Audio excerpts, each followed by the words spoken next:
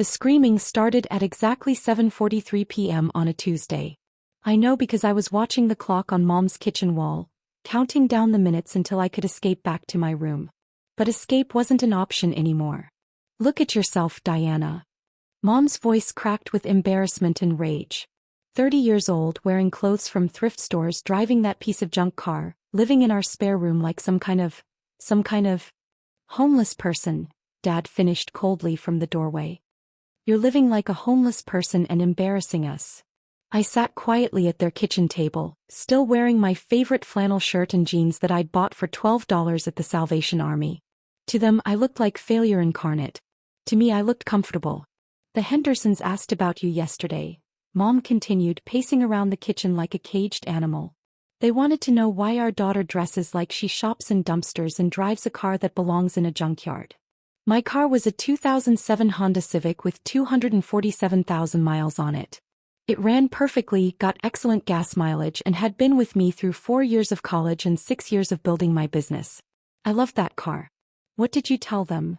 I asked quietly. What could I tell them? That our daughter is 30 years old and has nothing to show for her life? That she works some mysterious job she never talks about and lives like she's broke? Dad stepped into the kitchen, his face red with frustration. Your brother just bought his second house. Your sister's kids are in private school. And you look like you can't afford a decent meal. I could afford a lot more than a decent meal, but I'd learned long ago that my family wasn't interested in hearing about my work. Every time I tried to explain what I did, they'd glazed over and changed the subject to Marcus's promotion or Jessica's new BMW. We've been patient, Mom said, stopping her pacing to stare at me. We've let you live here rent-free for 2 years while you figure out your life.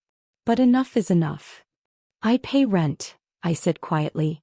$500 a month is not rent in this neighborhood. It's charity. She wasn't wrong. Market rate for a room in their upscale apartment complex was closer to $2,800 a month. But I'd been paying exactly what they asked for, no questions asked. You're 30 years old, Dad repeated, like my age was evidence of some moral failing. Your cousin Jennifer just made partner at her law firm. Your high school friend Katie owns 3 restaurants. And you, what do you even do for work? I run a consulting business. Consulting, Mom scoffed. For who? People who need advice on how to live in poverty. I'd been consulting for Fortune 500 companies on digital transformation and data architecture for 8 years. My clients included 3 companies in the Fortune 10, 2 major banks, and a tech giant everyone in this room used daily. But explaining that would require them to listen, and they'd made it clear they weren't interested in listening.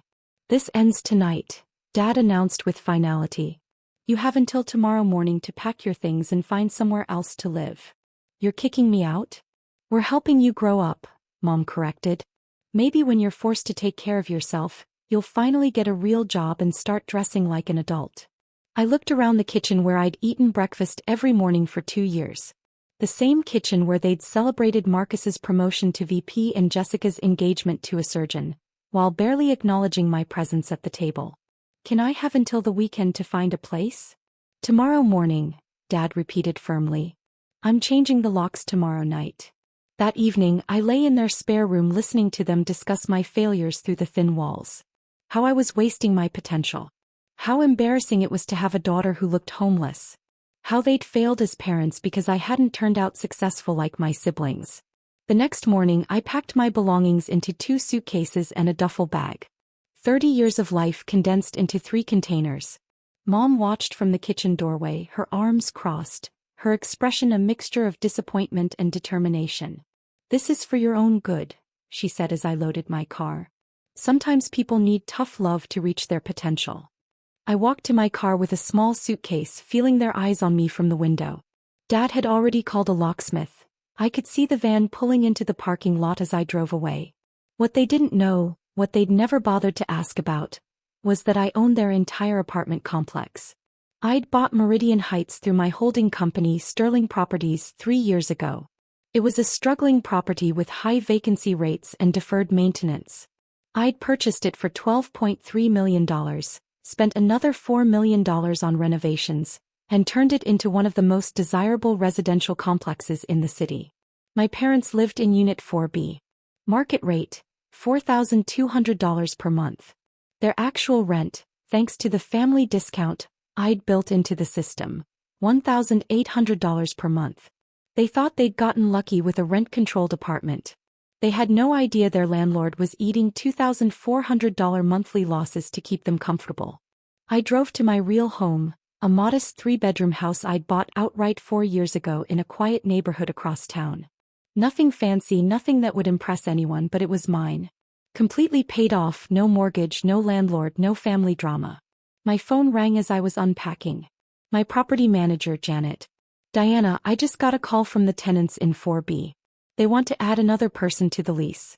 A son who's moving back home. Marcus. Of course. What did you tell them? That any lease modifications need approval from ownership. Should I send them the paperwork? I thought about Mom's face this morning. Her certainty that she was teaching me a lesson about real life and responsibility. Actually, Janet, let's schedule a property inspection for Unit 4B. Tomorrow morning at 9 a.m. Is there a maintenance issue? Just a routine inspection. And Janet? Wear your official Sterling Properties uniform. Make sure they know you represent the ownership group. The next morning, I sat in my car across the street from Meridian Heights at 8:55 a.m. Through my binoculars, I could see Mom tidying up the apartment, probably annoyed that the property management company was interrupting her routine. At exactly 9 a.m. Janet knocked on their door. I watched Dad answer, saw him gesture Janet inside. I couldn't hear the conversation, but I could imagine it. My phone rang 15 minutes later. Diana, this is fascinating. The tenants had no idea who actually owned the building. When I mentioned that Sterling Properties had acquired it 3 years ago, the woman asked if she could meet with ownership about her son moving in. What did you tell her? That the owner prefers to remain private, but I could pass along any requests. She seemed stressed about something. Kept asking questions about the ownership group, the purchase history, that sort of thing. I could picture Mom's face as the timeline clicked into place. 3 years ago. Right when I'd supposedly started my mysterious consulting job, that she'd never believed was real. Schedule a meeting for this afternoon. Conference room at the Sterling Properties office. Tell them the ownership group will consider their lease modification request in person. At 3 p.m. I sat at the head of the conference table in our downtown office, wearing my only business suit and trying not to smile. Janet had briefed them that the ownership representative would review their case personally. Mom and Dad walked into the conference room looking nervous and slightly confused. They dressed up for the occasion, Dad in his good suit, Mom in her church dress. They still had no idea. Mr. and Mrs. Patterson, I said formally, not looking up from the file in front of me. Please have a seat. I heard Mom's sharp intake of breath. Dad's chair scraped against the floor as he sat down heavily. Diana. Mom's voice came out as barely a whisper. I looked up with the same expression I used for difficult client meetings. Professional. Detached. Completely in control. I understand you'd like to modify your lease to add an additional occupant to Unit 4B. Dad found his voice. You own our building? Sterling Properties owns your building. I own Sterling Properties. I opened their file, spreading the documents across the table. Along with 4 other residential properties and a commercial complex downtown. Mom was staring at me like I'd materialized from thin air. But your clothes. Your car. You lived in our spare room. I lived in your spare room because you asked me to, and I paid the rent you requested. As for my clothes and car, I dress and drive according to my preferences, not other people's expectations. How long? Dad asked. How long have you owned our apartment? 3 years. I purchased the property when the previous owners were facing foreclosure.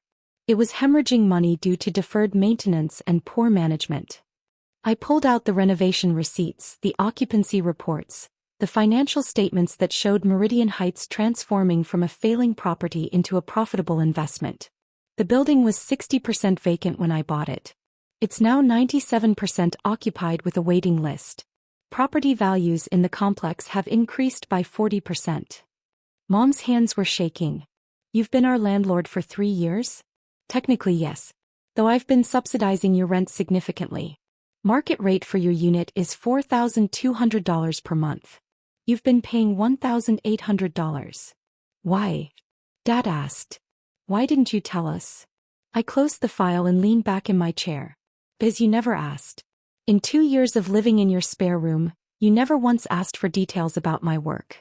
You assumed I was unsuccessful because I didn't fit your definition of success. But the consulting business is real. Sterling Properties Consulting. We help property investors identify undervalued assets and optimize their portfolios. Last year's revenue was $3.2 million. The room fell silent except for the hum of the air conditioning and the distant sound of traffic outside. So about this lease modification, I continued. Your son Marcus wants to move in. Mom nodded numbly. Market rate for a 2-bedroom unit with an additional occupant would be $4,800 per month. Plus a $500 deposit for the third person. We can't afford that, Dad said quickly. I know. Your current lease expires in 6 months anyway.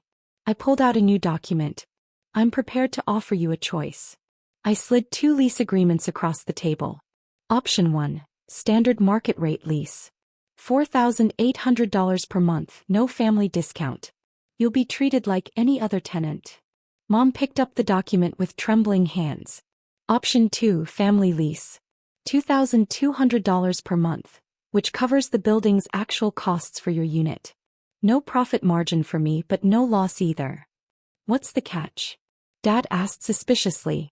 No catch. But I want something in return. What? An apology. Not for kicking me out, that was actually liberating. But for 30 years of assuming I was a failure without ever bothering to learn what I was actually doing with my life. Mom burst into tears. Oh Diana. I'm so sorry. We were so wrong about everything. You weren't wrong about everything. You were right that I dress simply and drive an old car. You just assumed those choices meant I was poor rather than practical. Dad reached across the table. Can you forgive us? I looked at my parents, really looked at them, for the first time in years. They seemed smaller somehow, diminished by the realization that their assumptions had been so completely wrong. I can forgive you. But I need you to understand something. Success isn't just about looking successful. I own 5 properties worth a combined $47 million. I have clients who pay me more per month than most people make in a year. I've built a business that employs 12 people and generates millions in revenue. And we treated you like a charity case, Mom whispered. You treated me according to your perception of my worth. Which tells me a lot about how you measure human value.